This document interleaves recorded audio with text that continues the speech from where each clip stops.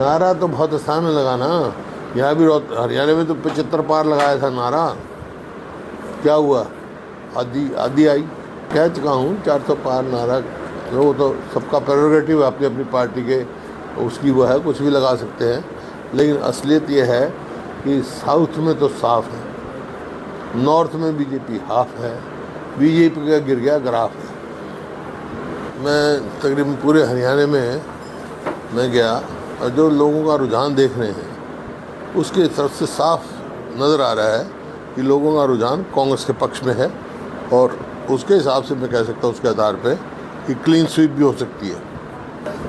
4 तारीख को परिणाम आने हैं, कितना उत्सुक दिखाई दे रही है कांग्रेस? देखिए, मैं तकरीबन पूरे हरियाणा में मैं गया और जो लोगों का रुझान देख रहे हैं उसके तरफ से साफ नज़र आ रहा है कि लोगों का रुझान कांग्रेस के पक्ष में है। और उसके हिसाब से मैं कह सकता हूँ उसके आधार पे कि क्लीन स्वीप भी हो सकती है। जिस तरह से किसान आंदोलन हुए, खिलाड़ियों के आंदोलन हुए, क्या ये भी एक मुख्य वजह रही सरकार के खिलाफ? नहीं, किसान का ये है जो इनका वायदा था 2022 तक आमदनी दुगनी करेंगे। आमदनी दुगनी तो करी नहीं, लागत कई गुना बढ़ा दी। तो किसान भी परेशान है, मजदूर भी परेशान है, व्यापारी कर्मचारी सब परेशान है इस सरकार से, चाहे शहरी हो चाहे ग्रामीण हो। तो इस वास्ते हर वर्ग का, हर 36 बरादरी का रुख कांग्रेस की ओर है। जो सोनीपत से भाजपा के प्रत्याशी हैं सर, भाजपा के प्रत्याशी उन्होंने गड़बड़ी करने के आरोप लगाए हैं, तो फर्जी वोट करने के आरोप लगाए हैं और उन्होंने कहा कि भीतरी घात हुआ। नहीं, भीतरी घात का तो मैं क्या बता सकता हूँ, उनकी पार्टी का मामला है।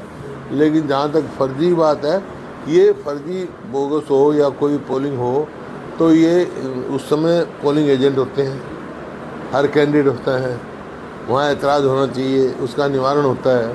ये मेरे ख्याल में हरियाणा में पहली बार हुआ है जहाँ कोई रिपोल नहीं हुआ पूरे इलेक्शन में, शांतिप्रिय ढंग से हुए। ये हरियाणा के लोगों को मैं हार्दिक मुबारकबाद भी देता हूँ, बधाई भी देता हूँ कि कोई अप्रिय घटना नहीं घटी। नहीं, आमतौर पर चुनाव पे घट जाती है।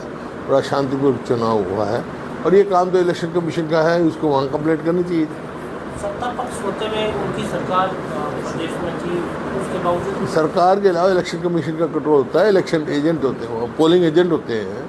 उन्हें कितनों ने ऐतराज़ किया, क्या हुआ कि उसका निवारण इलेक्शन कमीशन करता है, इलेक्शन कमीशन को करना चाहिए। पूर्व मुख्यमंत्री मनोहर लाल खट्टर वो कह रहे कि अधिकारियों ने गड़बड़ की है, उसी को लेकर 4-5 अधिकारी ऐसे भी हैं जिन पर कार्रवाई हुई है और बड़े स्तर पर जो बदली जो अधिकारियों का ट्रांसफर है वो भी ऐसा है।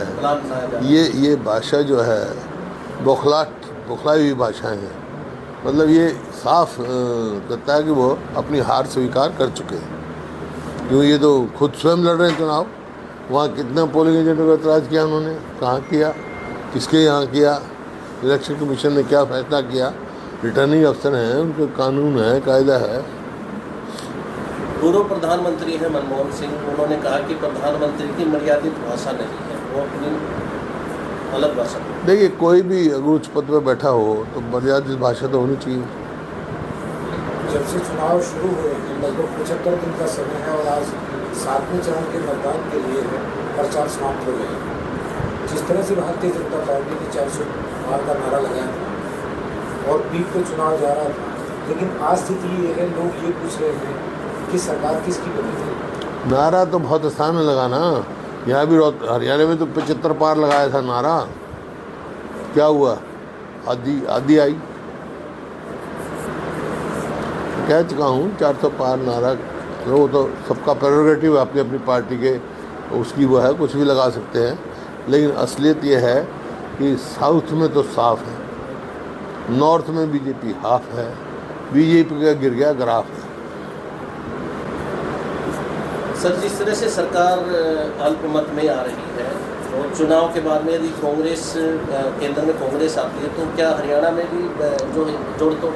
नहीं, कोई भी हो कि केंद्र में किसी की भी सरकार हो, लेकिन जो कोई भी सरकार, हरियाणा सरकार अल्पमत में है, इसका कोई नैतिकता के आधार पे कोई सरकार में रहने का कोई नहीं आधार है। मॉरल ग्राउंड्स पे इनको तुरंत इस्तीफा दे देना चाहिए या गवर्नर साहब को डिसॉल्व करके दोबारा चुनाव कराना चाहिए। आप मानते हैं कि समय से पहले चुनाव हो सकते हैं विधानसभा के? करानी चाहिए, जब माइनॉरिटी गवर्नमेंट चल रही है तो हमने तो मांग की है, चुनाव कराओ। आप तैयार, कांग्रेस तैयार? हम तैयार हैं। एक तो वोट प्रतिशत कम हुआ है पहले से ज़्यादा, पहले से कम हुआ, ऐसा कारण क्या रहा है इस चीज़? गर्मी भी हो सकती है और भी कोई कारण, तो और को कोई खास कारण नहीं।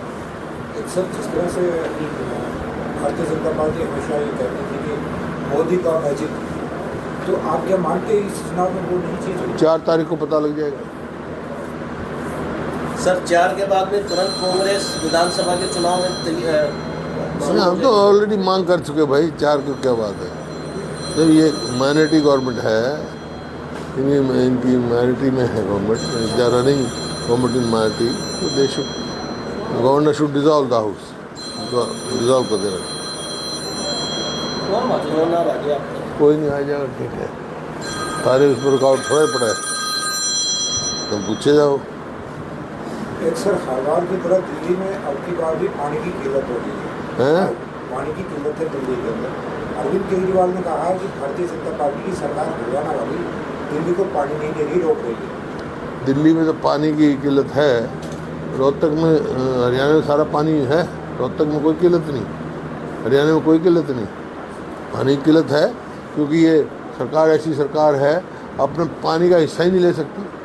भाखड़ा मैनेजमेंट बोर्ड में सदैव जो इरिगेशन में मेंबर हरियाणा का होता था, चेयरमैन हिमाचल से बाहर का होता था, सब नॉर्म्स तोड़ दिए।